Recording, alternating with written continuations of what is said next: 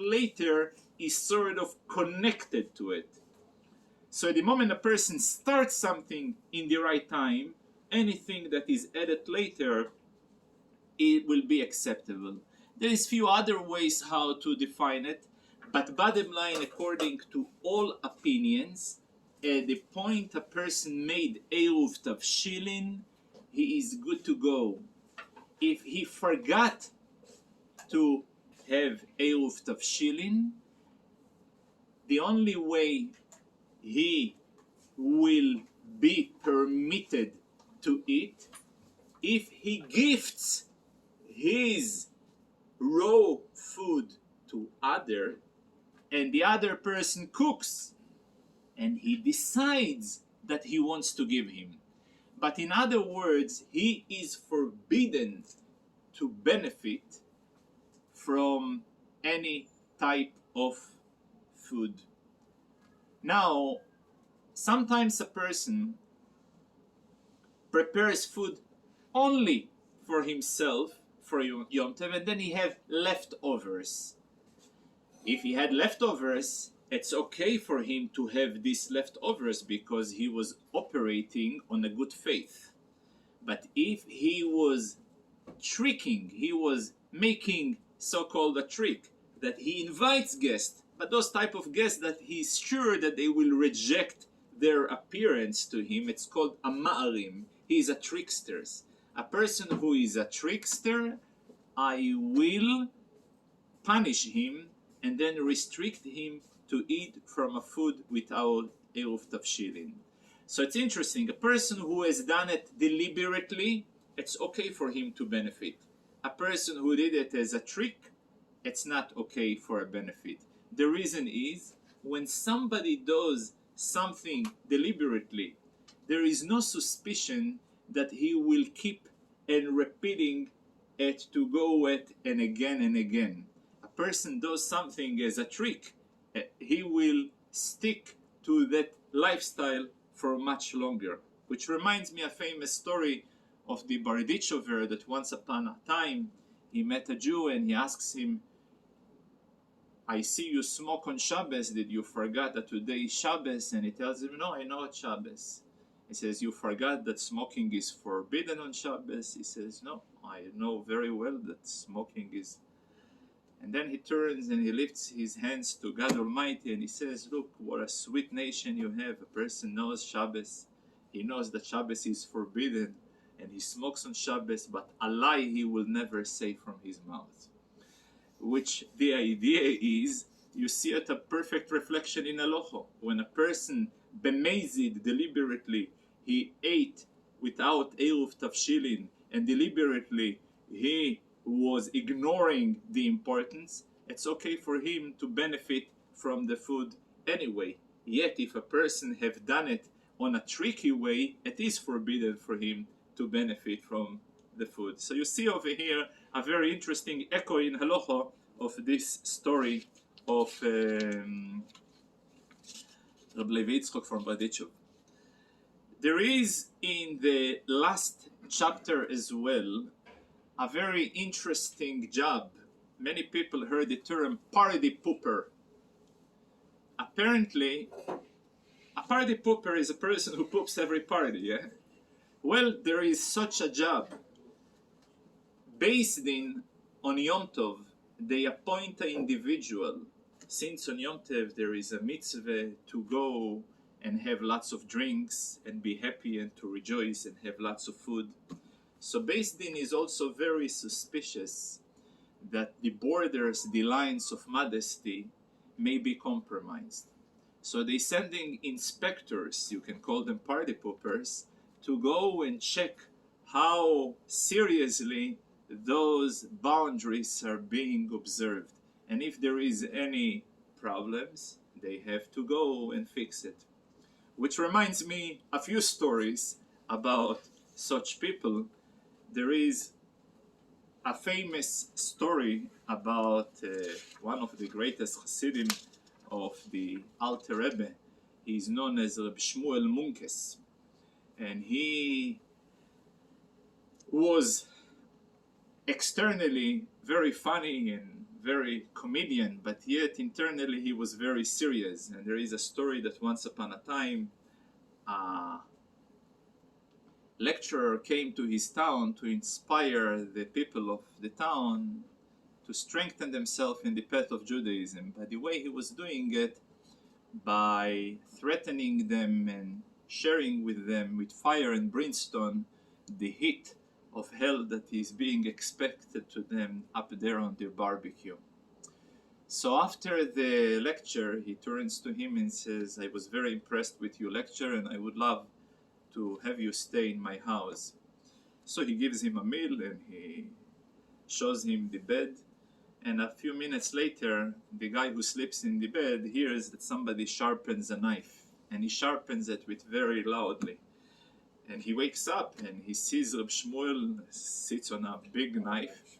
And he says, what are you doing? He says, I'm preparing the knife in order to make it sharp so I should be able to slaughter you. He says, really? What did I do? He says, the opposite. I was so impressed from your speech today that you are the greatest righteous person out there. And for a while, since I stuck in this town and I don't have any access to a grave of a righteous man, I would love to slaughter you and bury you in my yard, so I will have over here a righteous man buried right in my yard.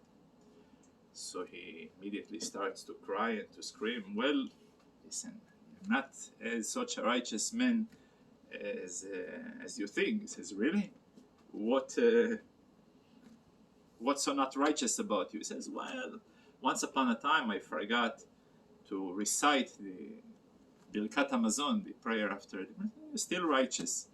He says, no, but once upon a time. And then he started slowly but surely to count all his flaws. He says, so if you don't have the amount of minimum righteousness where you take the audacity to go and preach to other people about how righteous they need to be.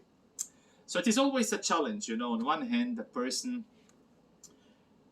he is obligated, he is committed to go and criticize people because otherwise he carries a liability himself.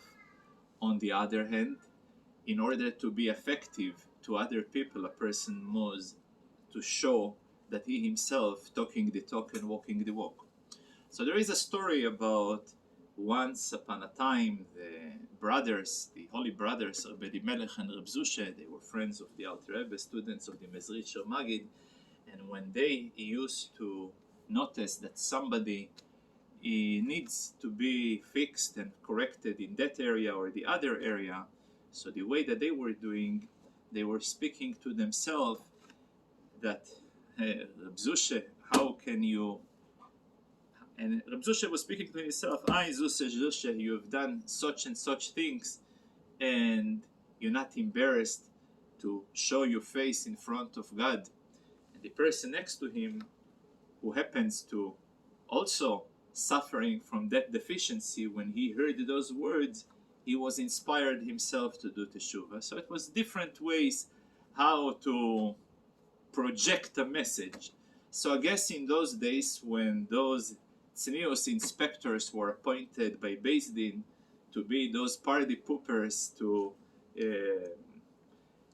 make sure that people within the boundaries, I'm sure that they had the proper training to be effective. Because if a person is really not walking the talk and talking, not walking the walk and talking the talk, and trying to preach others, not necessarily he's not going to be effective. Sometimes he's going to be even more harmful by saying what such.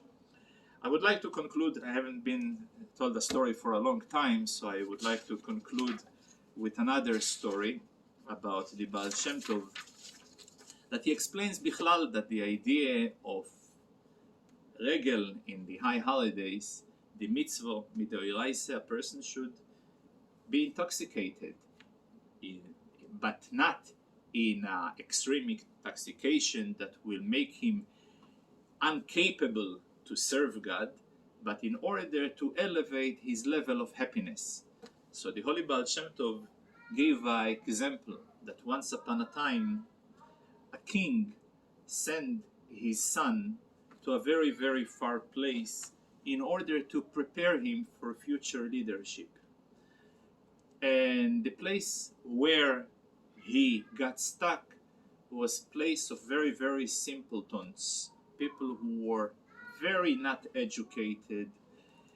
And every time he heard good news, when he found himself in a good mood about his destiny and about his fortunate situation, and he felt that it's about time to go and rejoice and go for a dance. So in order to have everybody not to interfere, those farmers, those simple people not to interfere, he made sure to go and make a good feast and give them the best wine and have them rejoice. That way they are partnering with him and they're rejoicing as well. And that's the idea the Baal Shem Tov explains why in gatherings of Chassidim, of people, in festive days, we are having such a wonderful table with food and wine and drinks, in order to have our Nefesh Abamis, the behemoth, the beastie soul, that not to interfere with our experience, to reignite and to retie our connection with our Creator, so we let them to participate as well. And that's the rationale behind Farbrengens and so on. So today I see we have a wonderful spread, and a good Farbrengen is waiting for us between Mincha and Ma'ariv. So we'll take this idea and apply it to practice. Thank you very much. Thank you.